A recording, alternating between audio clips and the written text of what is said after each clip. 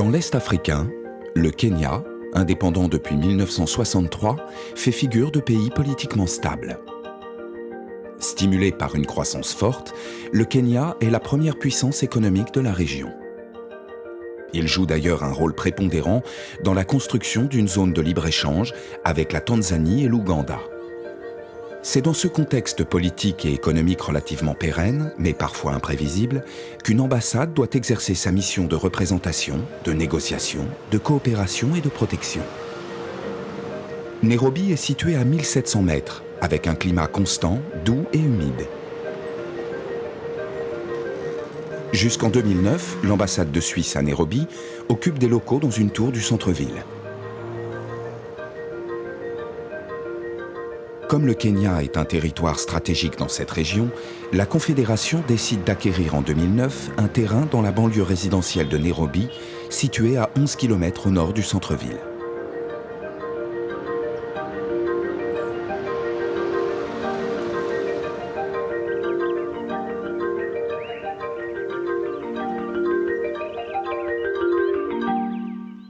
Le site fait 4000 m².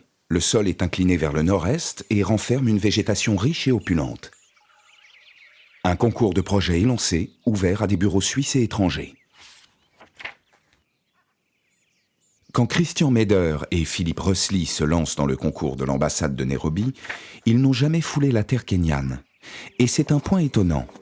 Les deux architectes vont concevoir un bâtiment singulier en ayant une appréhension uniquement théorique, voire formelle du site, sans le visiter ou l'arpenter. Au début, il y a donc un trait au crayon, une simple ligne. Une ligne qui se faufile, qui s'enroule sur elle-même. Une ligne qui devient bâtiment.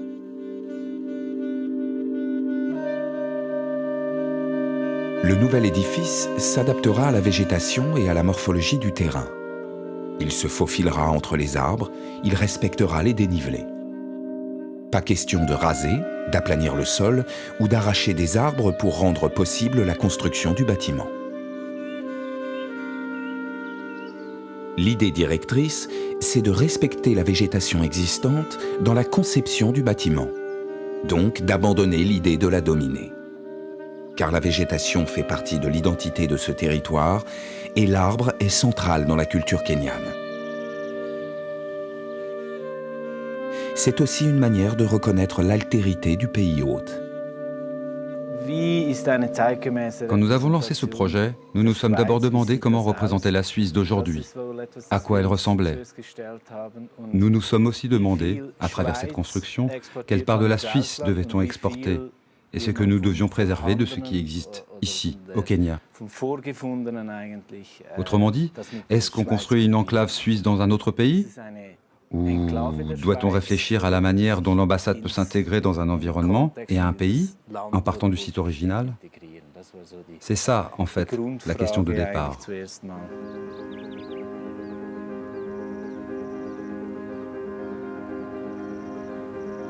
Une ambassade est généralement constituée de deux parties bien distinctes.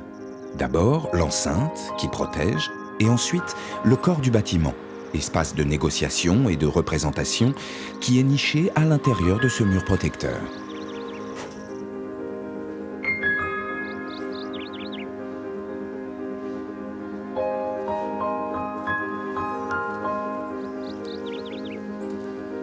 Si le bâtiment est conçu comme une spirale, il peut à la fois protéger et se faufiler.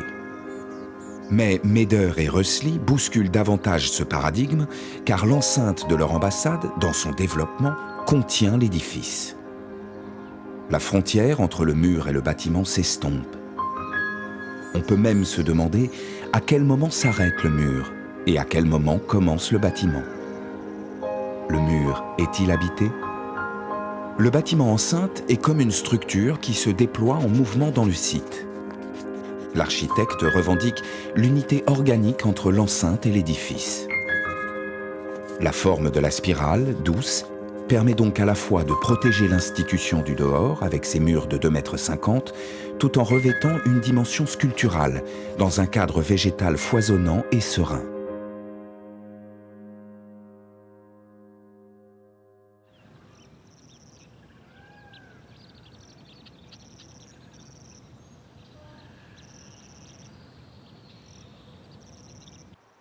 L'intérieur, épuré, y est calme, confortable et accueillant. Si l'on observe bien le bâtiment, notamment vu du ciel, on a l'impression qu'il est à la fois géométrique, avec ses brisures polygonales et zoomorphiques. Car le bâtiment peut aussi faire penser à un serpent stylisé ou à une salamandre.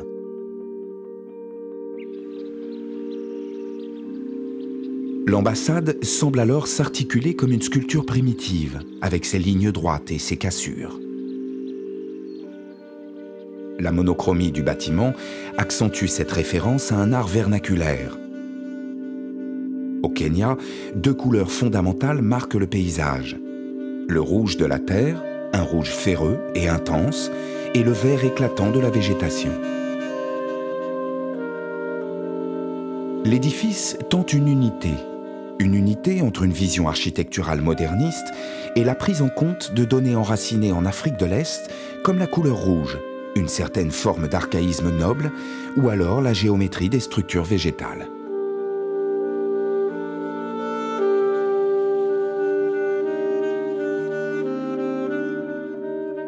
De ce point de vue, le choix des matériaux est décisif. Le béton brut s'impose d'emblée.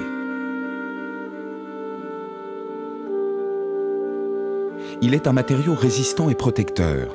En même temps, il peut être très sculptural, voire ludique, ce qui peut lui conférer alors une sorte de légèreté. En outre, on peut le traiter sur le plan chromatique pour qu'il fasse écho au rouge de la terre kenyane.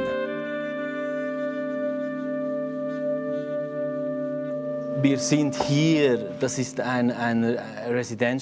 se trouve ici, dans un quartier résidentiel. Ce n'est donc ni un quartier d'affaires, ni une zone industrielle. Nous voulions que le projet tienne compte de l'environnement immédiat. Vous avez par exemple remarqué que du côté rue, le bâtiment n'a qu'un étage. Nous avons respecté la topographie du site de telle sorte que le bâtiment épouse le dénivelé du terrain, passant d'un seul étage à 2 étages. Nous voulions aussi éviter que les voisins aient le sentiment que la Suisse était venue construire ici un palais imposant. Au contraire, notre bâtiment témoigne d'une certaine discrétion et sobriété, à la manière helvétique si je puis dire. Et en même temps, c'était d'ailleurs une demande, l'ambassade donne l'image d'une Suisse ouverte et moderne.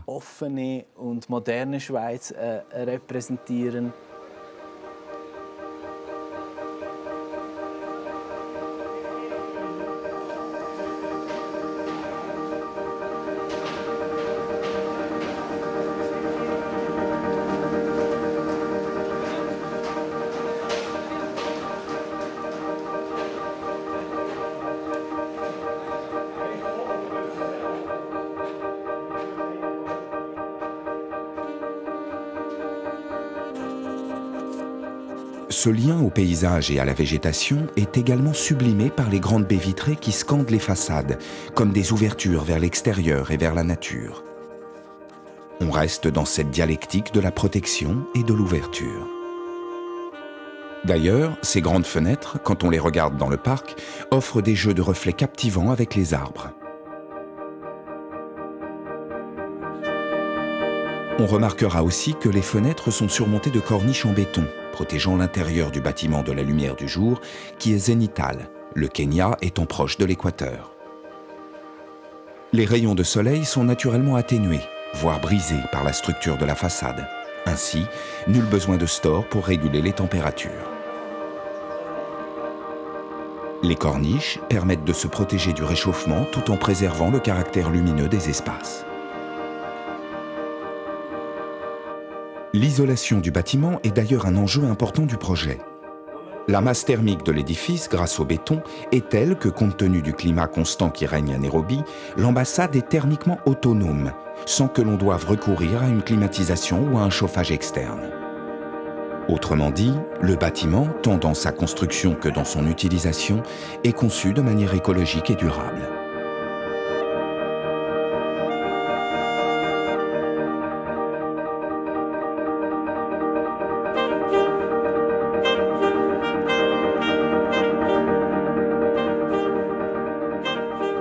L'idée d'une collaboration avec les entreprises locales, d'un échange de savoir-faire, tout en gardant de très hautes exigences techniques, est centrale dans la philosophie du bâtiment. Ce dernier est en effet construit conjointement par des entreprises kenyanes et suisses. La démarche est coopérative avec un transfert de compétences.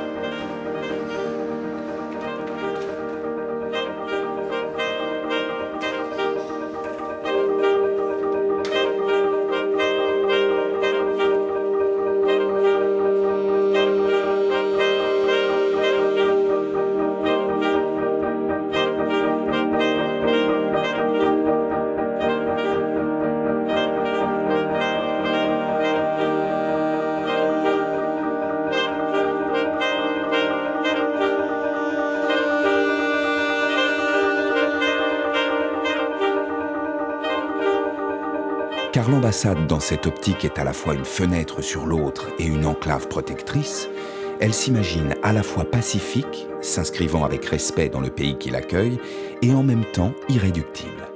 Car elle représente un autre pays et doit négocier, protéger et communiquer une image.